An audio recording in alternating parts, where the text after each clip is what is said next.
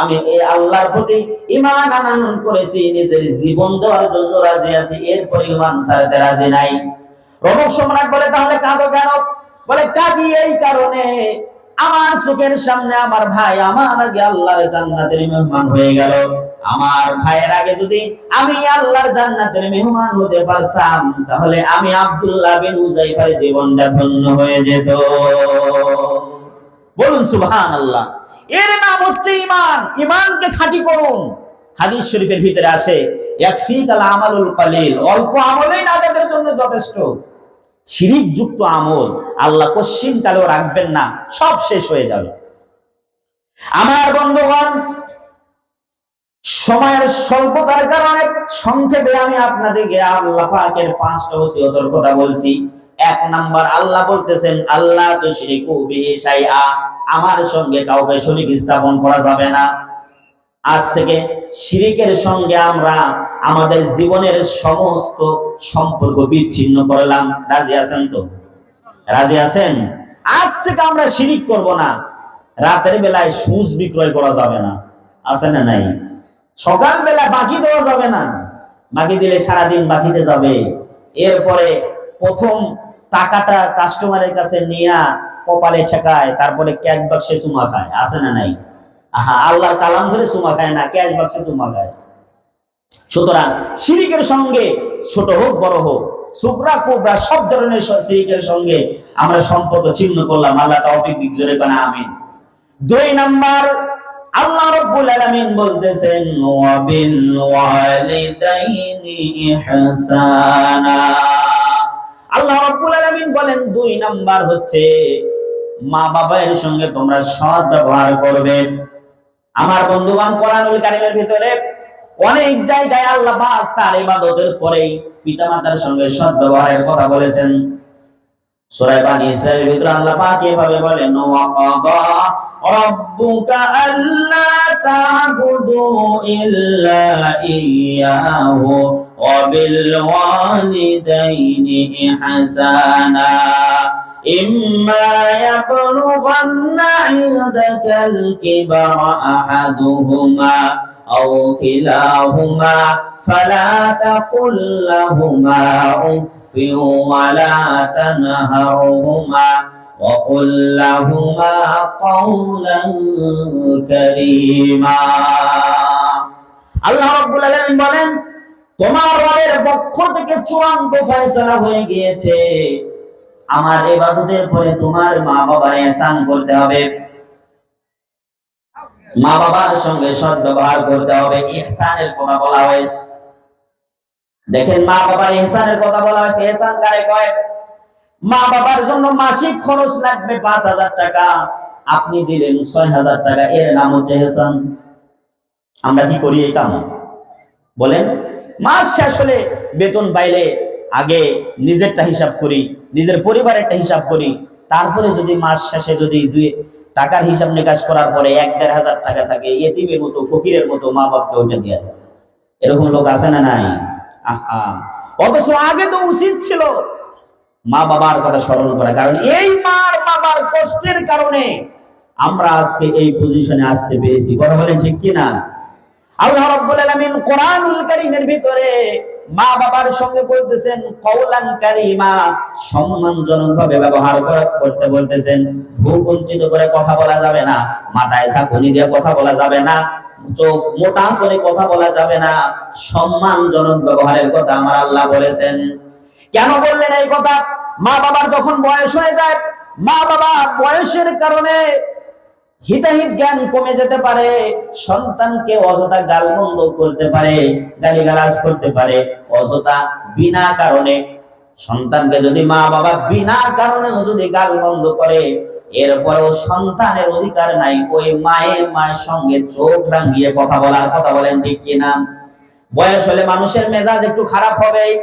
আল্লাহ পাক এর জন্য বলতেছেন ওয়াকুল্লাহুমা কাওলান কারীমা, সম্মানজনক ব্যবহার করবে। আমার বন্ধুগণ, হযরত ওসমান রাদিয়াল্লাহু তাআলা আনহু থেকে হাদিস বর্ণিত হয়েছে, রাসূল কারীম সাল্লাল্লাহু আলাইহি ওয়াসাল্লাম বলেছেন, কোন ব্যক্তির বয়স যখন 40 বছর হয়ে যায়, তখন ওই ব্যক্তিকে আল্লাহ পাক আল্লাহমুখী হওয়ার মতো তৌফিক দান করে দেয়। সুবহানাল্লাহ বললেন না? 40 বছর হলে আল্লাহর দিকে যাওয়ার মতো তৌফিক দান করে দেয়। 60 বছর বয়স হলে, 40 বছর বয়স হলে আল্লাহ পাক তার হিসাব নিকাশগুলি হালকা করে দেন। 60 বছর বয়স হলে আল্লাহমুখী হওয়ার তৌফিক দান করে দেয়। আর 70 বছর বয়স হলে আকাশে যারা আছে তারা ওই ব্যক্তিকে ভালোবাসতে শুরু করে। জমিনে যদি আল্লাহ কাউকে ভালোবাসে, আসমানে ঘোষণা করে দেয় অমুকের পুত্র অমুককে আমি ভালোবাসি, তোমরাও তারে ভালোবাসো। আসমানে সবাই ভালোবাসতে থাকে। জমিনবাসীদের জন্য আসমানবাসীরা ঘোষণা করে দেয় অমুকের পুত্র অমুককে আল্লাহ ভালোবাসে, আমরাও ভালোবাসি, তোমরাও ভালোবাসো। আলেমদেরকে আল্লাহ ভালোবাসে, ফেরেশতারা ভালোবাসে। এই জন্য মরণের পরে বাধা দিলেও তাদের জানাজা যায় কান্দে। ঠিক কি না? আমার বন্ধুগণ, 80 বছর বয়স হলে সৎ কর্মগুলি আমার আল্লাহ অটল রেখে দেয়, আর গুনাহগুলি আমার আল্লাহ মুছে দেয়। আর 90 বছর বয়স হলে 3টা পুরস্কার। 1 নাম্বার, আল্লাহ পাক তার জীবনের সমস্ত গুনাহ খাতাগুলি মাফ করে দেয়, বেগুনাহ মাসুম বানায় দেয়। 2 নাম্বার, তার পরিবারের লোকদের জন্য সুপারিশকারী বানায় দেয়। আর 3 নাম্বার, জমিনে আল্লাহর কয়েদি হিসেবে তাকে ঘোষণা করে দেওয়া হয় আসিরুল্লাহ ফিল আরদ। আকাশে আল্লাহ পাক ওই ব্যক্তিকে জমিনের কয়েদি বানায়া দেয়। বলুন সুবহানাল্লাহ। এই জন্য যুবকেরা, মা বাপ বয়স হয়ে গেলে বয়সের ভারে, বয়সের কারণে মা বাবা তোমাকে কটু কথা বলতে পারে, জোরে তোমার সঙ্গে কথা বলতে পারে, ব্যবহার তোমার সঙ্গে রুড়ু করতে পারে, কিন্তু কোন সন্তানের অধিকার নাই মা বাবার সঙ্গে অসৌজন্যমূলক আচরণ করার। কথা বলেন ঠিক কিনা? আল্লাহ নবী বলেন হুমা জান্নাতুকা ওয়া নারুকা, তোমার পিতামাতাই তোমার জান্নাত। সেবা শুশ্রূষা করে যদি সন্তুষ্ট করতে পারো, আল্লাহর জান্নাত তোমার জন্য ওয়াজিব। আর যদি কোনো কারণে তোমার প্রতি অসন্তুষ্ট হয়ে যায়, তাহলে আল্লাহর জাহান্নাম তোমার জন্য ওয়াজিব হয়ে যাবে। বলুন নাউযুবিল্লাহি মিন যালিক। বন্ধুগণ, 3 শ্রেণীর মানুষের দোয়া উইদাউট হিজাব আল্লাহর দরবারে কবুল হয়। সালাসু দাওয়াতিন মুস্তাজাবাত লা শাক্কা ফিহিন্না। 1 নাম্বার দাওয়াতুল মাজলুম, মাজলুম ব্যক্তির দোয়া। 2 নাম্বার দাওয়াতুল মুসাফির, মুসাফির ব্যক্তির দোয়া। 3 নাম্বার দাওয়াতুল ওয়ালিদি আলা ওয়ালাদি, পিতামাতার দোয়া সন্তানের জন্য আল্লাহর দরবারে পর্দাবিহীন আমার আল্লাহ কবুল করে নেয়। হযরত ইমাম বুখারী রাহমাতুল্লাহ আলাইহি ছোট্টবেলায় অন্ধ হয়ে গিয়েছিলেন। তার মা যায় নামাজ বিছিয়ে নামাজ পড়ে আল্লাহর কাছে হাত তুলে বলতেছেন, রব্বুল আলামিন, আমার এই সন্তানটা অন্ধ, চোখে দেখতে পায় না, এ বড় হলে করবে কি? আমি মা দোয়া করতেছি, আমার সন্তানটারে তুমি ভালো বানায়া দাও, অন্ধত্ব দূর করে দাও।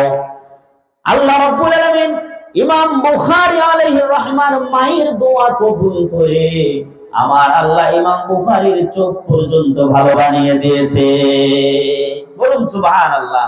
সুতরাং মা বাবা যদি কারো বেঁচে থাকে, জীবনে কোনোদিন খারাপ ব্যবহার করবেন না, রিজিকে বরকত হবে না। আর মা বাবা যদি বেঁচে থাকে, যদি দোয়া নিতে পারেন, রিজিকে কোনোদিন কোনো অভাব হবে না। কথা বলেন ঠিক কিনা? এই মা তো আমাদের জন্য কত কষ্ট করে, আমাদের সন্তান বাসায় আছে, কত জ্বালানটা নেই জ্বালায়, এরপরেও মা বাবা সন্তানকে জোরে ধমক পর্যন্ত দেয় না। ঠিক কিনা? মাথায় এসে প্রসাব করে দেয়, গায়ে প্রসাব করে দেয়, কাপড়টা নষ্ট করে দেয়, এরপরে সন্তানটাকে একটা বারের জন্য ধমক দেয় না। আমরা তো দেই না। তাহলে এইবার চিন্তা করেন, আমার সন্তানের জন্য আমি যেমন কষ্ট করতেছি, স্যাক্রিফাইস করতেছি, আমরা যখন ছোট ছিলাম আমাদের মা বাবা আমাদের জন্য এরকমই কষ্ট করেছেন। কথা বলেন ঠিক কিনা? আল্লাহ রাব্বুল আলামিন এই জন্য পিতামাতার জন্য দোয়া শিখাই দিচ্ছেন, ওয়াখফিদ লাহুমা জানাহাযুল্লি মিনার রাহমাতি ওয়া কুর রাব্বিরহামহুমা কামা রাব্বায়ানি সাগীরা। পড়েন সবাই, রাব্বিরহামহুমা কামা রাব্বায়ানি সাগীরা। আল্লাহ বলতেছেন মা বাবার জন্য দোয়া করো। ওয়াকফিদ লাহুমা জানাহাযুল্লি মিনার রাহমাতি। জানাহুন মানে ডানা, ডানাটা মায়ের পরশে বিছিয়ে দাও। ডানার কথা আমার আল্লাহ কেন বললেন? দেখবেন মুরগি আছে, মুরগির চিল যখন মুরগির বাচ্চাকে ছো মারে, ওই মুরগির বাচ্চাগুলিকে হেফাজতের জন্য মুরগি ডানা বিছায় দেয়, দেয় কি দেয় না? ওই ডানার উপরের ভাগটা শক্ত আর নিচের ভাগটা হচ্ছে অনেক নরম, আর ওই নরম ডানার গোড়ায় দেখবেন আবার ছোট ছোট কিছু নরম নরম ডানা আছে, ওইটা দিয়ে বাচ্চা তার জাপটা ধরে। বাচ্চা যদি মাথা দিয়ে উঁকি মারে, বাচ্চা যদি মাথা দিয়ে যদি ধাক্কা মারে, শক্ত ডানায় লেগে যেন বাচ্চার মাথায় আঘাত না লাগে, চোখে আঘাত না লাগে, এজন্য নরম পরশটা আমার আল্লাহ মুরগির ওই জায়গায় সেট করে দিয়েছে।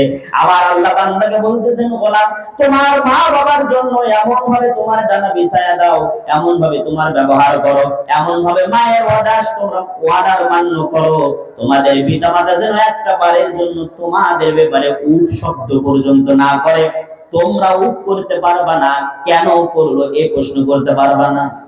আমি তো বলি আমার ভাষায়, কারণ মা যদি দুশ্চরিত্রাও হয়, এরপরে সন্তানের অধিকার নাই ওই মায়ের বিচার করার। কথা বলেন ঠিক কিনা? বন্ধুগণ, সময়ের স্বল্পতার কারণে আমি হাদিস শরীফের দিকে